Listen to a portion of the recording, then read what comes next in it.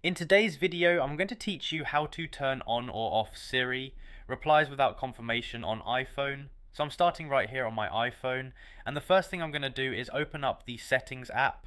I'll tap on Settings, let it load up, and now I'm looking at the main list of options. From here, I'm scrolling down until I find Accessibility. There it is. So I'll tap on Accessibility and go inside. This is where Apple keeps a lot of the controls for how features respond and interact, and that's where we'll manage Siri's reply behavior. Now that I'm inside Accessibility, I'm going to scroll down toward the bottom of the screen. I'm just swiping upward and moving through the list until I see Siri. Once I find Siri, I'll tap on it to open up those settings. Alright, I'm in the Siri settings now, and I'm going to scroll down again because the next option we need is further toward the bottom. I'll keep moving until I see announce notifications on speaker, and I'm going to turn that on by tapping the toggle. As soon as I switch it on, we're ready to continue.